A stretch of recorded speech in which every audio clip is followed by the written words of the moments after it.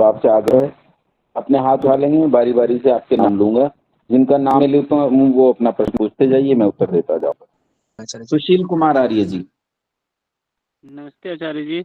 मेरा प्रश्न था कि अनुलोम विलोम भस्त्रिका कपालभाति क्या ये सब प्राणायाम है, या अगर नहीं है तो इसे करना लाभदायक हो सकता है क्या? देखिए, ये अनुलोम विलोम भस्त्रिका उज्जाई शीतली सूर्य भेदी चंद्र भेदी भ्रामरी आदि जो हैं, ये प्राणायाम नहीं, हठयोग प्रदीपिका नाम की एक पुस्तक है, उसमें श्वास के व्यायाम है जो गुरु गोरखनाथ ने बनाए थे। ऋषि पतंजलि द्वारा बताए गए प्राणायाम ये है नहीं। ऋषि पतंजलि ने 4 प्राणायाम बताए हैं, बाह्य, आभ्यंतर, स्तंभ वृत्ति और विषय आक्षेपी। इसके अलावा कोई प्राणायाम ऋषि पतंजलि ने नहीं बनाया। उपासना के लिए यही 4 प्राणायाम जो हैं वो अनुकूल हैं, बाकी जितने प्राणायाम हैं वो श्वास के व्यायाम हैं। उनसे हो सकता है किसी को लाभ हो, और अगर किसी अध्यापक की अनुपस्थिति में करेंगे तो ये भी हो सकता है कि नुकसान हो जाए। ठीक है जी, धन्यवाद। राजेश कुमार जी। जी आचार्य जी नमस्कार। नमस्ते जी, मैं ये पूछना चाह रहा था कि जैसे उपासना करते हैं तो खाना खाने से पहले कर सकते हैं या फिर खाना खाने के बाद में भी कर सकते हैं? इसी समय करो, पेट खाली होना चाहिए, पेट आपका खाली होना चाहिए, आपके पेट में भोजन नहीं होना चाहिए। आप खाना खाने से पहले करो कि खाना खाने के बाद करो, लेकिन आपके पेट में भोजन नहीं होना चाहिए। आपने खाना खा लिया है तो आपके पेट में भोजन आ गया, तो उतना समय, जितना समय उसे पचने में और पेट से बाहर जाने में लगे, उतना समय आपके 2 चीजें, आपका स्टमक और आपका मलाशय, ये 2 पूरी तरह खाली होने चाहिए। ये 2, यानी आपने शौच अच्छे से कर लिया है और आपका पेट अच्छे से खाली है, तब आप उपासना करें। ठीक है जी धन्यवाद आचार्य जी। प्रशांत तिवारी जी। आचार्य जी प्रणाम। आचार्य जी, मैं ये पूछना चाहता हूँ कि जो हमारे यहाँ संध्या बताई गई, संध्या उपासना जिसमें गायत्री वगैरह जपते हैं, तो ये क्या इस उपासना से अलग है या इसी प्रकार की उपासना है? संध्या संध्या हमारा नित्य कर्म है। संध्या हमारा नित्य कर्म है। संध्या को ऐसे करते हैं जैसे हम स्नान करते हैं, दांत धोते हैं, दंत धावन करते हैं, और ऐसे ही हम सुबह के बहुत सारे नित्य कर्म हैं, जैसे स्नान करना है, तो ऐसे ही संध्या भी हमारा नित्य कर्म है। उसमें अनध्याय नहीं होता, उसे निश्चित रूप से किया जाता है।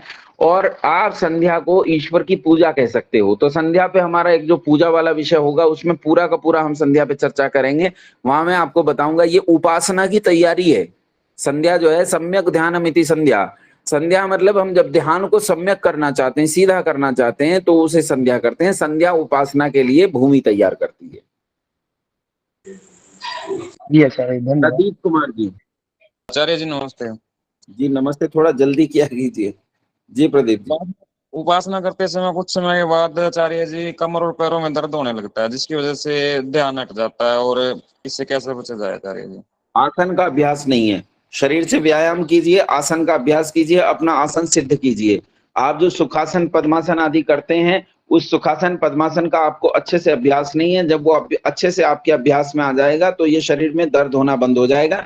इसे आसन का सिद्ध होना कहते हैं। आसन सिद्ध हुआ, फिर ये दर्द नहीं होगा। दर्द नहीं होगा तभी आप उपासना अच्छे से कर पाएंगे। और बात आपकी, अगर शरीर में पीड़ा या व्याधि होगी तो ध्यान नहीं लगता। संजय गुप्ता जी। जी, कोई और प्रश्न है? जी जी, एक छोटा सा प्रश्न है गुरुजी। जिस प्रकार से मैंने कई जगह सुना है गुरु, जैसे आत्मज्ञान कहते हैं, एनलाइटमेंट जिसको कहते हैं, क्या ऐसा कुछ होता है, या योग मार्ग से किस प्रकार हम आगे बढ़ते हैं गुरुजी इसके ऊपर? हाँ बिल्कुल, आत्मज्ञान होता है। और जब आपको आत्म साक्षात्कार हो जाता है तो उसमें आत्मज्ञान होता है, और ईश्वर से भी आपको बहुत सारा ज्ञान प्राप्त होता है जब आप ईश्वर के सानिध्य में आ जाते हैं। जी धन्यवाद, धन्यवाद आचार्य। संजय गुप्ता जी। संजय गुप्ता जी। नमस्कार आचार्य जी। जी नमस्ते। आचार्य जी, प्रथम तो मैं आपका अति धन्यवाद करता हूँ कि आपके एक प्रोग्राम में मैंने हवन के महत्व के बारे में जान के मेरी अपार श्रद्धा उसके प्रति उत्पन्न हुई, और मैं हवन भी करता हूँ। चलिए, स्वागत है आपका, बहुत धन्यवाद आपका। हाँ जी। और आचार्य जी, अब मैं मेरे को अब जो लग रहा है, जैसे मैं आर्य समाज की पुस्तकें पढ़ता हूँ और आपकी बातें भी सुनता हूँ, तो मुझे उपासना में इसमें पूरी श्रद्धा है, लेकिन थोड़ा सा मेरे इसकी हर चीज मुझे लॉजिकल लगती है, हर सवाल का जवाब मिलता है। लेकिन समाज के जो बुद्धिजीवी जैसे मूर्ति पूजा वगैरह इस तरह के कुछ काम करते हैं, मैं भी करता हूँ, उनको देखते हुए मेरा थोड़ा मन टिक नहीं रहा सर एक जगह पे आचार्य जी। सुनो, ऐसा है कि मैं तो जी। पूरे समाज को, जो हिंदू समाज है ना, सनातन धर्म है, इस सनातन धर्म को शैव, शाक्त, वैष्णव और आर्य इन घटकों में बांट के नहीं देखता हूँ। मैं उसे एक समग्रता के साथ देखने का प्रयास करता हूँ, और प्रयास करता हूँ कि वेद का जो वास्तविक सनातन स्वरूप है, वो वेद का सनातन स्वरूप हम लोगों को समझ में आए, मुझे समझ में आए, और मैं आप लोगों को बता पाऊं, आप लोग भी समझ पाए। मुझ में भी कोई त्रुटियां हो तो आप मेरा सुधार करें, मुझे उसमें भी कोई आपत्ति नहीं है, हम उसे मिलके सुधारें। तो इसलिए अभी आपका जैसी भावना है वैसी भावना बनाए रखिए, प्रयास कीजिए। श्रीमद् भगवत गीता, श्री कृष्ण जी का जो पुस्तक है श्रीमद् भगवत गीता और सत्यार्थ प्रकाश, इन दोनों ग्रंथों का जितना हो सके उतना अध्ययन करें। जितना जितना आप अध्ययन करते जाएंगे उतना उतना आपको सिद्धांत स्पष्ट होते जाएंगे, और आपके सामने एक निश्चित खाका बनता चला जाएगा। इसलिए आप कोई छटपटाहट ना करें कि बहुत जल्दी मैं ये छोड़ दूं, ये पकड़ लूं, करने की जरूरत नहीं है। अब सहजता से, जैसे यज्ञ में आपकी श्रद्धा बनी है, अब संध्या करना शुरू करेंगे। अब बहुत सारी चीजें, आपका ईश्वर अनुराग बढ़ना चाहिए, ईश्वर के प्रति अनुराग बढ़ना चाहिए। चीजें संसार में बहुत सारी चलती रहती हैं, उनसे घबराने की जरूरत नहीं है। अभी जैसे सहजता से कर सकते हैं वैसे करते जाइए, कक्षाओं से जुड़े रहिए, निश्चित रूप से आपको सफलता मिलेगी। ठीक है संजय जी, धन्यवाद आचार्य जी, धन्यवाद। और आपके जिज्ञासु हृदय के लिए आपको साधुवाद। आप बहुत। ब्रजेश साहू जी, ब्रजेश साहू जी। हाँ आचार्य जी प्रणाम। जी प्रणाम। आचार्य जी, जैसे हम जब ध्यान करेंगे, समाधि करेंगे, तो ईश्वर की प्राप्ति हमको हो जाएगी, ये हम कैसे महसूस करेंगे? जब उसको हम इंद्रियों से जान नहीं सकते हैं तो कैसे जानेंगे? वो एक महिला, नई नई सी महिला का विवाह हो गया, तो वो बच्चा उसे होने वाला था, तो उसने अपनी सास से कहा कि माँ, ऐसा है कि जब मुझे बच्चा हो, कहीं ऐसा ना हो कि सोते सोते हो जाए, तो जब मुझे बच्चा हो तो मुझे जगा देना, ताकि मुझे भी पता चले कि बच्चा कैसे होता है। तो सास ने कहा, बेटा जब तुझे बच्चा होगा ना, तो तू सारे मोहल्ले को जगाएगी, हम तुझे क्या जगाएंगे। तो जब ईश्वर की प्राप्ति होगी, आत्म साक्षात्कार होगा, तो वो किसी को बताने की जरूरत नहीं पड़ेगी, वो तो आप स्वयं जान जाएंगे। जी तो ही वो होगा। धन्यवाद आचार्य जी। बहुत बढ़िया जी, बहुत बढ़िया। स्वराज जी, माता जी। जी आचार्य जी नमस्ते। जी आचार्य नमस्ते। जी, मुझे तो बस ये जानना था कि जैसे ओम मैं पहले कुछ ज्यादा देर तक करती थी, लगभग मेरे 20 सेकंड से 30 सेकंड में कितने भी हो जाता था, जितना हो जाए, जब जैसा गला है और ये सब। लेकिन अभी आपका कल परसों उसके ज्ञात हुआ कि वो बहुत अल्प समय के लिए किया जाता है। तो अबाउट कितने सेकंड में होते होंगे आचार्य जी इसमें कुल? इसमें 3 ध्वनियां होती हैं, ह्रस्व, दीर्घ और प्लुत। ह्रस्व एक बार आंख जितनी देर में झपक जाए उसे एक ह्रस्व कहते हैं, 2 बार झपके तो उसे दीर्घ कहते हैं, 3 बार झपके तो उसे प्लुत कहते हैं। ठीक है, तो आपको दीर्घ में उच्चारण करना चाहिए, लेकिन अगर आपको प्लुत में आनंद आ रहा है तो आप प्लुत में करते रहिए, कोई समस्या नहीं। ठीक है जितेंद्र जी। ओम आदरणीय नमस्ते। जी नमस्ते। आदरणीय, मैं अभी आयु मेरी 30 वर्ष है। हाँ जी। मैं 26 से अष्टांग योग मतलब जब से मतलब मैंने पढ़ा है, तो प्रयत्न यही है, पूर्णतः मैं कर पा रहा हूँ वो मुझे नहीं पता। मैं सुबह मेरा मतलब योगाभ्यास भी रहता है, उसके बाद ध्यान का भी प्रयत्न रहता है। लेकिन आदरणीय ये हो रहा है कि आज से 3 वर्ष पहले मैंने प्रारंभ किया था, लगभग 4 साढ़े 4 वर्ष पहले। तो जो 3 वर्ष पहले का समय था, तब मैं जो मेरा ध्यान था, मैं मतलब वो निर्विचार वाली जो स्थिति है उसमें मैं कुछ समय के लिए चला जाता था। वो बड़ा आनंददायक वो था। वो मिनट होती थी, 2 मिनट होती थी, नहीं पता। लेकिन आदरणीय अब जैसे समय बीत रहा है तो मैच्योरिटी आनी चाहिए, मैं थोड़ा और अच्छा होना चाहिए, लेकिन अब चीजें और बिगड़ रही हैं। अब पहले की बराबर भी मतलब मैं नहीं कर पाता, नींद आ जाती है, कई बार सो जाता हूँ। नहीं, तो इसमें कोई इसमें केवल अभ्यास ही एक रास्ता है, दूसरा कोई नहीं। और ये अभ्यास जो आप कह रहे हैं कि आपको हो जाता था, ये बहुत विलक्षण बात है कि आप ऐसा कह रहे हैं, लेकिन लोगों को इस अवस्था को प्राप्त करने में कई जन्म लग जाते हैं। आप अभ्यास करते रहिए, फिर से वही स्थिति आ जाएगी। अच्छा, धर्मा स्पीकर नाम से आएंगे। धर्मा स्पीकर। नमस्ते आचार्य जी। नमस्ते आचार्य जी, मेरे को जानना था, जैसे संध्या करते हैं तो संध्या में बहुत से मंत्र आते हैं, तो अगर स्टार्टिंग में वो मंत्र ना उच्चारण कर पाए या ना याद कर पाए तो ऐसे नॉर्मल संध्या कर सकते हैं? और इसी में दूसरा है कि जैसे कहीं ट्रैवल वगैरह कर रहे हैं तो बिना नहाए धोए भी क्या संध्या वगैरह कर सकते हैं? ऐसे ट्रेन में है या कहीं और जगह है जहाँ नहाने का वगैरह का कोई लेट से हो तो उसमें? संध्या का अलग विषय होगा, संध्या का विषय वहीं लेंगे। मेरा आप लोगों से एक निवेदन है, आप विषय से संबंधित प्रश्न पूछा कीजिए। इस समय उपासना और ईश्वर के संबंध में प्रश्न पूछिए। संध्या का एक पूरा का पूरा अलग चैप्टर होगा, उस दिन आपको संध्या में बताऊंगा, ठीक है? राहुल कुमार जी। राहुल कुमार जी। जी नमस्कार आचार्य जी। जी नमस्ते।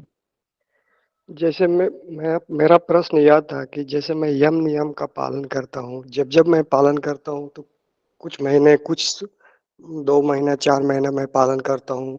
मैं बहुत बार ऐसे पालन किया हूँ, लेकिन बीच-बीच में मेरा टूट जाता है। इसका कारण है गंदी समाज, गंदे लोग के कारण प्रभाव में आकर मेरा टूट जाता है। इसका क्या समाधान हो सकता है?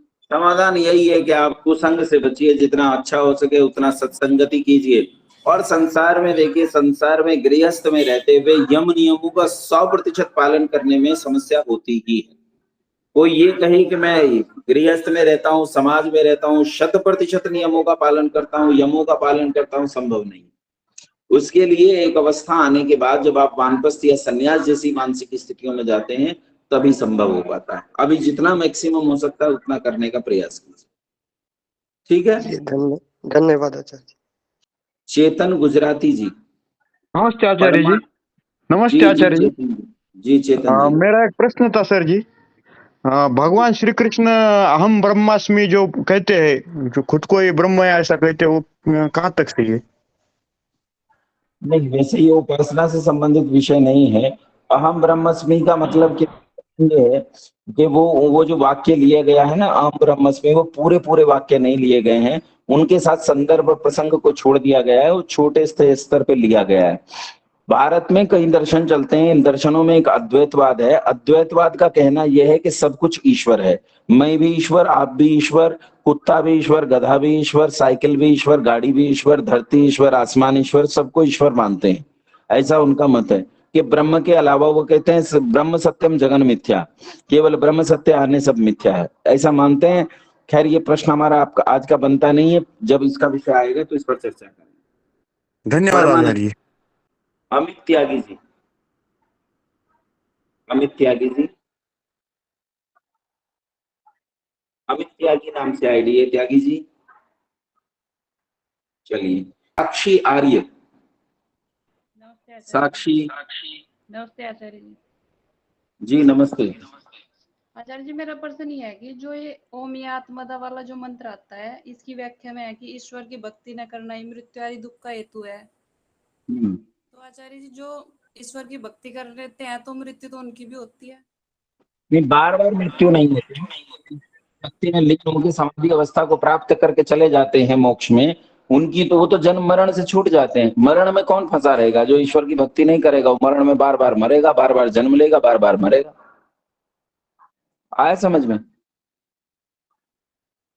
साक्षी, समझ में आया? हाँ जी, ठीक है, धन्यवाद। ठीक है, कन्हैया लाल जी। नमस्ते आचार्य जी। नमस्ते कन्हैया जी। सर, आचार्य जी, जो प्राणायाम है उसमें खाना खाने के बाद करना है या पहले करना है? तो मैंने बता दिया कई बार, खाली पेट जब भी हो जब करना है। ये प्रश्न में कई बार बता चुका हूँ, खाली पेट जब भी हो तब करना है। मलाशय में और पेट में आपके कुछ नहीं होना चाहिए, वो खाली हो तब करना। जी धन्यवाद। अनन्या। अनन्या जी नमस्ते आचार्य जी। मैं यह पूछना चाहती हूँ कि अष्टांग योग का जो प्रक्रिया है वो वेद से कुछ उद्धृत है या केवल महर्षि पतंजलि का शोध किया हुआ है? वो वेद से ही उद्धृत है, महर्षि पतंजलि ने केवल उसे सूत्रबद्ध किया। ठीक है जी जी आचार्य जी। अच्छा, तो आज की बाकी कक्षा को हम यही विराम देते हैं। कुछ लोगों के प्रश्न रह गए हैं, इन सब के प्रश्नों का उत्तर मैं कल दूंगा, कल के प्रश्नकाल में। आज की कक्षा का समय समाप्त हो गया है, तो आप लोग धैर्य से इतने समय तक जुड़े रहे, बहुत धन्यवाद। आइए मंत्र पाठ करते हैं। ओम विश्वानि देव सवितरदुरितानि परासुव यद्भद्रं तन्न आसुव। ओम शांति शांति शांति। नमस्ते आप सभी को।